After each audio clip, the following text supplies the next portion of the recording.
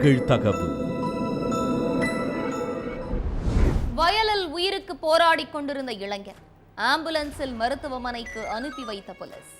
2 நாட்களுக்கு பின் துடிதுடித்து அடங்கிய உயிர்.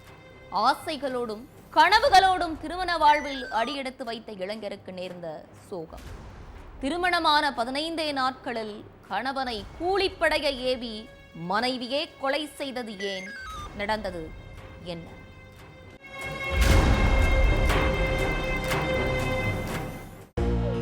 வயலுக்குள்ள ஒருத்தர் இரத்த காயங்களோட உயிருக்கு போராடிட்டு இருக்கிறதா போலீஸ்க்கு தகவல் வந்திருக்கு.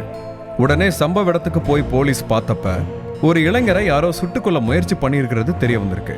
அதுக்கப்புறம் துடிதுடிச்சிட்டு இருந்த அந்த இளைஞரை மீட்டு ஹாஸ்பிட்டலுக்கு அனுப்பி வச்சாங்க. விசாரணையில அவர் பேர் திலீப்புங்கிறது தெரிய வந்திருக்கு.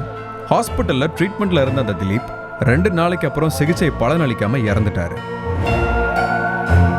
திலீப்பை துப்பாக்கியால சுட்டது யாருங்கிறத கண்டுபிடிக்க அந்த ஏரியால உள்ள சிசிடிவி கேமராக்களை ஆய்வு செஞ்சப்ப துப்பாக்கியால சுடப்பட்ட இளைஞர் 2 பேரோட பைக்ல வயலுக்கு வந்துட்டு இருந்த காட்சிகள் பதிவாயிருக்கு. அந்த பைக்ல வந்த 3 பேர்ல ஒருத்தரை மடக்கி பிடிச்ச போலீஸ் அவர்கிட்ட ஸ்பெஷல் கவனிப்புல விசாரணை நடத்திருக்காங்க. அப்பதான் போலீஸோட எல்லா கேள்விகளுக்கும் பதில் கிடைச்சிருக்கு.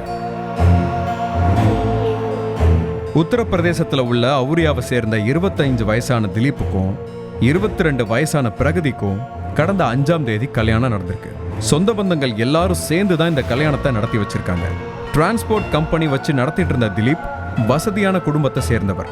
பிரகதியும் அனுராகுங்கிறவரும் கடந்த 4 வருஷமாவே காதலிச்சுட்டு இருந்திருக்காங்க.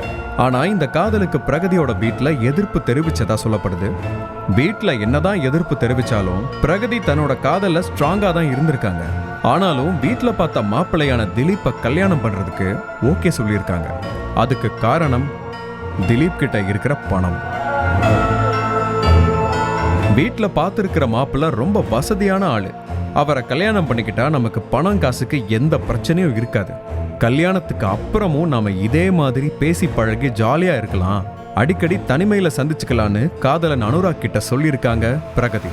இந்த ஐடியாவுக்கு அனுராகும் சரின்னு சொல்லியிருக்காரு. கடந்த 5ஆம் தேதி தான் பிரகதிக்கும் திலீப்புக்கும் கல்யாணம் நடந்துச்சு.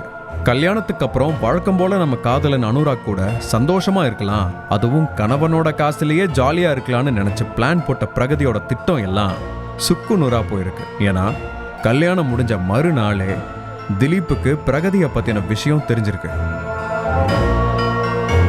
அதுக்கப்புறம் இத்தனை நாள் போனது போகட்டும், இப்ப நமக்கு கல்யாணம் ஆகிருச்சு, நமக்குன்னு ஒரு வாழ்க்கை இருக்கு, அதை வாழ்வோம், காதலை விட்டுரு, அனுராக் கூட பேசுறத விட்டுருன்னு அட்வைஸ் பண்ணியிருக்காரு திலீப். ஆனா கணவனோட அட்வைஸ இந்த காதலை வாங்கி அந்த காது வழியா வெளியே விடுற மாதிரி எதையும் கண்டுக்காம வழக்கம் போல தன்னோட காதலன் அனுராக் கிட்ட பேசி பழகிட்டு இருந்திருக்காங்க. இதனால திலீப் பிரகதிக்கு இடையில அடிக்கடி பிரச்சனை வந்திருக்கு. பிரகதியை அனுராக் கிட்ட பேச விடாம தடுத்திருக்காரு திலீப்.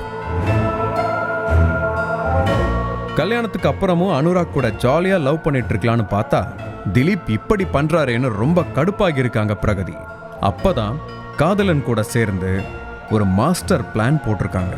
எப்படியாச்சும் திலீப்போட கதையை முடிச்சிட்டோம்னா அதுக்கப்புறம் அவரோட சொத்தை எப்படியாச்சும் கைப்பற்றிட்டு நாம 2 பேரும் பணக்கார வாழ்க்கை வாழலான்னு பிரகதி அனுராக் கிட்ட சொல்லியிருக்காங்க. அது மட்டும் இல்லாம கூலிப்படைக்கு கொடுக்கறதுக்காக தன்னோட நகையை அனுராக் கிட்ட கொடுத்து இந்த நகையை வித்து அதுல வர்ற காசை வச்சு கூலிப்படைக்கு கொடுத்து திலீப்போட கதையை முடிக்க ரெடி பண்ணுன்னு சொல்லியிருக்காங்க. நகையை வித்து கிடைச்ச 1 லட்சம் ரூபாய், அது போக ஃப்ரெண்ட்ஸ் கிட்ட கடன் வாங்கின 1 லட்சம் ரூபாய்னு மொத்தம் 2 லட்சம் ரூபாய் பணத்தை ரெடி பண்ணி கூலிப்படையை சேர்ந்த ராம்ஜி சௌத்ரி கிட்ட கொடுத்திருக்காரு அனுராக். அதுக்கப்புறம் திலீப்பை தொடர்பு கொண்டு பேசின ராம்ஜி பிசினஸ் விஷயமா அவங்க கிட்ட பேச வேண்டியிருக்குன்னு சொல்லி தனியா வர வச்சிருக்காரு. அந்த இடத்துக்கு திலீப் போனப்ப ராம்ஜி கூட இன்னொருத்தரும் இருந்ததா சொல்லப்படுது. அதுக்கப்புறம் பக்கத்துல உள்ள எங்க இடத்துக்கு போய் பேசலான்னு சொல்லி அந்த 2 பேரும் திலீப்பை 2 வீலர்ல அழைச்சிட்டு போயிருக்காங்க. பிசினஸ் விஷயமா தான் பேச கூப்பிடுறாங்கன்னு நம்பி போன திலீப்பை ஆள் நடமாட்டம் இல்லாத வயல்ல வச்சு கண்மூடித்தனமா அடிச்சு காயப்படுத்தியிருக்காங்க அந்த கூலிப்படை கும்பல். அதோட துப்பாக்கியில சுட்டு தள்ளி கூலிப்படையை சேர்ந்த 2 பேரும் அங்க இருந்து தப்பிச்சு போயிருக்காங்க. திலீப்பை ராம்ஜியும் அவர் கூட இருந்தவரும் பைக்ல வச்சு கூட்டிட்டு போன சிசிடிவியை வச்சுதான் போலீஸ் ராம்ஜியை கைது பண்ணியிருக்காங்க.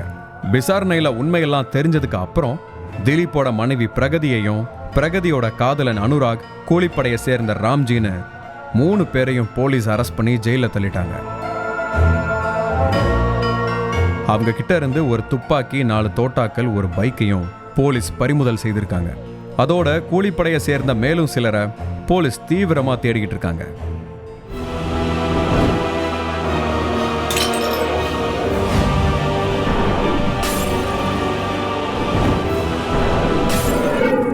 நிகழ்தகவு